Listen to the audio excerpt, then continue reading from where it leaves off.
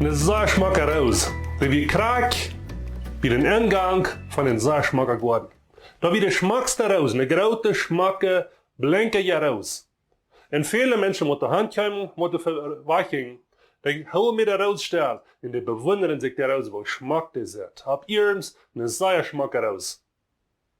Ein Tag merkt er raus dort, dass die Menschen, die kicken von weit auf. Keine Person kommt dich bei, um sich da raus besäumen. Und sie wundert, was geht an? Und ich kick sie mit an. Und bei uns sitzt er dort, das ist ein großer, ekliger Pag. Kraak besieht er. Rein, nicht sehr angenehm. Und der Raus sagt der Pag, weißt du was, Pag, geh weg. Ich brauch dich nicht. Mir fehlt dir mein Leben nicht. Geh hier fort. Und der Pag geht weg.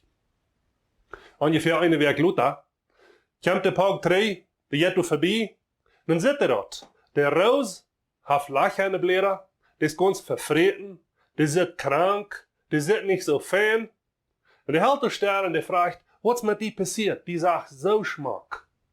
Und der Raus sagt, von den ersten Tag, wo du hier weggingst, fangen alle da in eins hier zu kommen, in Kniepasch. Und die haben meine Blätter verfreten. Und ich bin krank und ganz verfreten. Ja, sagt der Pag, ich weiß.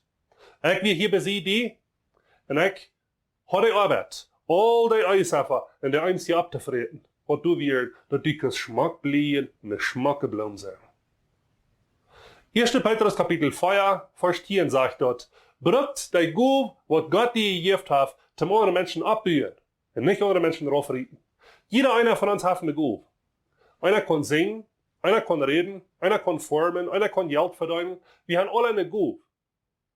Aber ich sage dir, brückt die Gub zum anderen Menschen abbringen, andere Menschen abheben, andere Menschen halten, andere Menschen Geld stellen.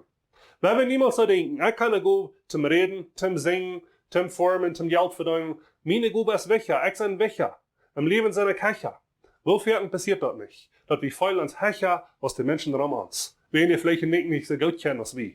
Aber wir vergessen davon, dass die Person, was wir vielleicht denken, was leer sind als wir, sehr wichtig sind für uns Leben. Wir brücken die. Wenn wir niemals so denken, ich bin Hecher, wenn wir niemals so denken, was der rausdeut, ich brück die Person nicht, was rum sind. Kraken don't, wer das ist und wer die Person ist. Noch Gott uns genug geben, anders zu sein, aus dieser raus. Noch Gott uns genug in Freiheit schenken, dass wir hier Menschen annehmen, und lernen, taub zu schaffen, in der Guben, was Gott uns gegeben hat, ohne Menschen deinen damit. Und lernen, dass wir brücken die Guben, was ohne Menschen haben, dass wir in uns Leben vorwärts kommen. Gottes Segen.